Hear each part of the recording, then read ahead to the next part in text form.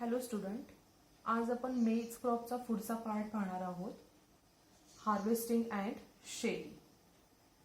First point आहे harvesting मध्ये, unripened maize cobs are harvested at milk stage. Unripened कोब्सचा अर्थ काय? कणीस. जे आपण कणस भाजून खातो ती कणस कुठल्या स्टेजमध्ये हार्वेस्ट केली जातात? मिल्क स्टेजमध्ये हार्वेस्ट केली जातात. नेक्स्ट पॉइंट आहे, the grain crop is harvested. जेव्हा आपण ग्रेन पर्पज साठी घेणार असतो तेव्हा the grain crop is harvested when the sheets of cobs turn into brown colour. Sheets म्हणजे काय? वरचे जे कणसाच्या वरचे कवर्स असतात. जेव्हा कणीस आपण सोलतो तेव्हा जवळजवळ 8 ते 10 वरती कवर्स असतात, त्याला शीट्स म्हणलं जातं. When sheets of coves become brown and grain become hard and dry. Okay. Next point आहे, the coves are taken out from standing crop. The coves are taken out from standing crop and spread into the field for 1 week. किती दिवस spread करायचा आहे? Spread into the field near about 1 week. कशासाठी करायचं आहे spreading?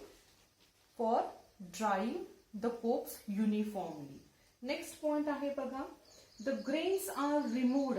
वाळल्यानंतर, dry झाल्यानंतर the grains are removed from the cobs by using the hand sheller और power Shelar. कुठलं इन्स्ट्रुमेंट यूज करायचं आहे? मक्यापासून त्याचे दाणे सेपरेट करण्यासाठी, कोब्स पासून ग्रेन सेपरेट करण्यासाठी शेलर, शेलिंग त्यालाच आपण म्हणतो. शेलर यूज करायचं आहे. कुठलं शेलर? 2 प्रकारचे शेलर्स आहेत. एक तर तुम्ही हँड शेलर यूज करा, मॅन्युअली ऑपरेट केलं जातं. जसं आपला एखादा ग्लास असतो तशा टाईपमध्ये असतं. आतमध्ये त्याला टिप्स असतात, दात्र्या म्हणतो आपण त्याला.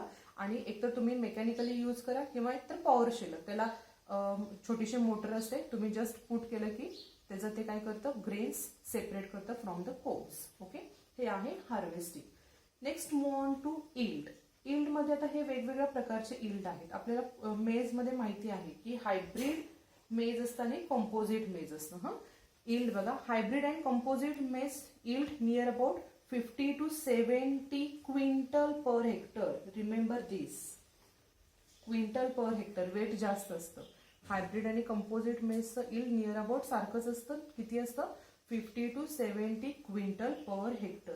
Irrigated maize yield is 70 to 18 quintal per hectare. Rainfed maize near about 6.5 to 15 quintal per hectare.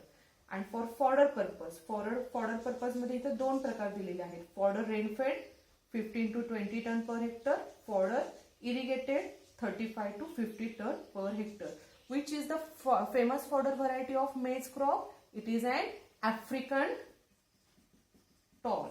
Important, filling the blank.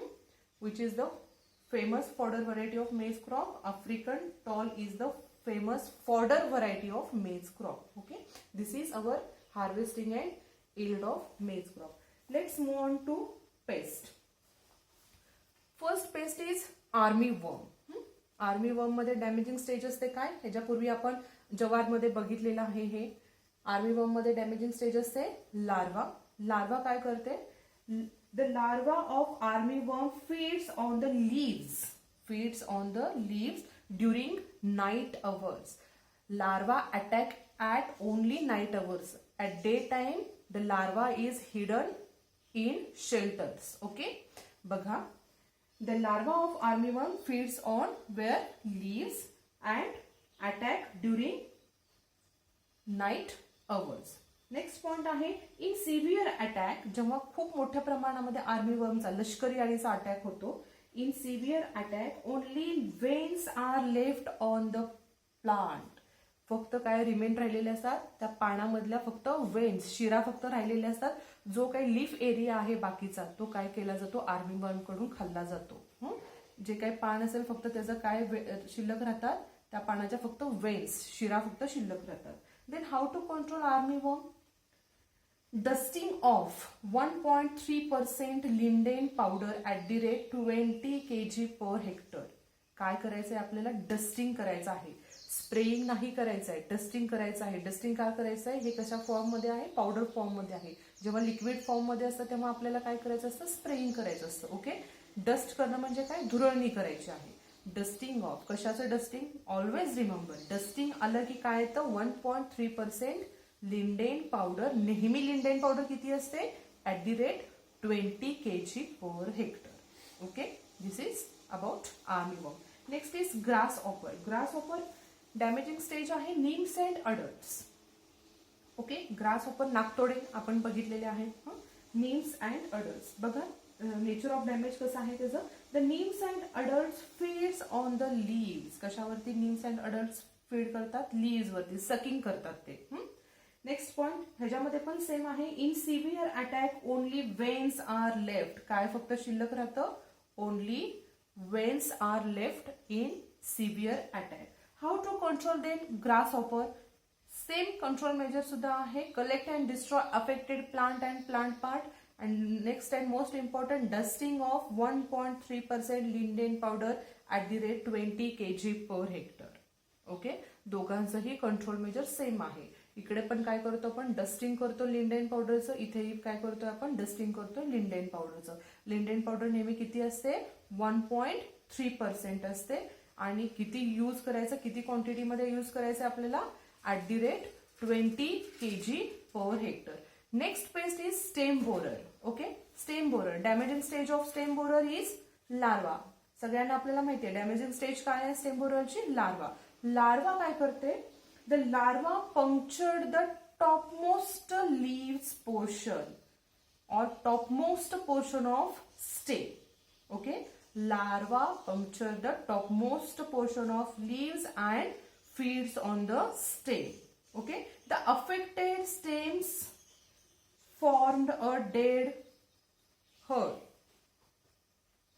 The affected stem form a dead herd. Okay, then how to control this stem borer, spraying of 0.05% endosulfan. काय spraying करायचं आपल्याला, 0.05% endosulfan spray करायचं आहे. आणि काय करायचं आहे, side by side collect and destroy the affected plant parts.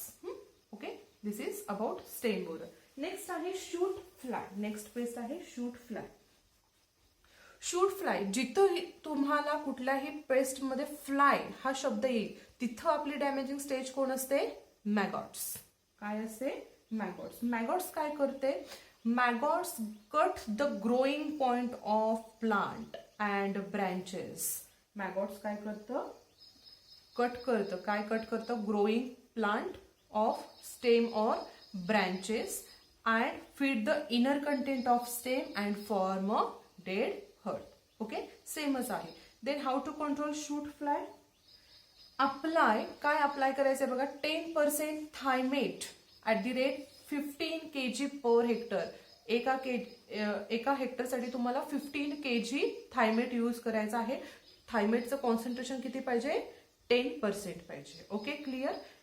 These are the 4 pest of maize crop, armyworm, grasshopper, stem borer and shoot fly. Let's move on to diseases of maize crop. The first disease is downy mildew. कुठला disease आहे, first downy mildew. आता आपण काय बघतो याच्यामध्ये, symptoms बघतो आणि control measure बघतो. Symptom, first point of downy mildew, cottony growth of fungus is found on the underside or lower side of the leaves. काय होतंय बघा, जे काही मेसची पानं आहेत, मेसच्या पानाच्या खालच्या बाजूला काय फॉर्म होतंय, काय फॉर्म होतंय बघा, फंगस ग्रोथ फॉर्म होते, कॉटनी ग्रोथ होते.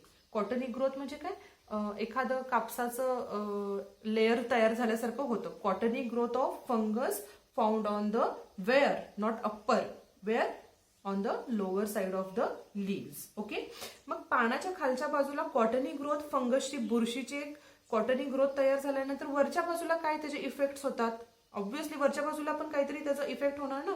बघा, opposite side to the fungus ग्रोथच्या अपोजिट साइडला म्हणजे अप्पर सरफेस ऑफ लीव्स मध्ये काय होतं बघा, येलो ऑइली स्पॉट्स. कुठले स्पॉट्स, कुठल्या कलरचे बघा, yellow oily spots. This is most important. Yellow oily spots is observed. Okay, दोनच फक्त गोष्टी लक्षात ठेवायचे. डाउनी मिल्ड्यू, डाउनीचाच अर्थ आहे डाऊन साइडला फंगस ग्रोथ फॉर्म होणे. Okay. Cottony growth of fungus found on lower side of leaves opposite to the fungus growth, yellow oily spots is observed. Correct? Then how to control this? Spray 1% Borax mixture. Borax mixture practical मध्ये तुम्हाला in detail मध्ये कळून जाईल. Spray काय spray करायचं आहे 1% Borax mixture. त्यानंतर second point आहे grow disease resistant varieties like Ganga hybrid 101. Ganga hybrid it is and downy mildew resist variety, म्हणजे डाउनी मिल्ड्यूला प्रतिकार करणारी व्हरायटी कुठली आहे? गंगा हायब्रिड. काय ग्रो करायचे आहेत, कुठल्या व्हरायटी ग्रो करायच्या आहेत? Disease resistant variety like Ganga hybrid 101. And last point आहे collect and destroy the affected plants. Okay, ठीक आहे. त्यानंतर बघा पुढचा डिसीज आहे लाईट ब्लाइट.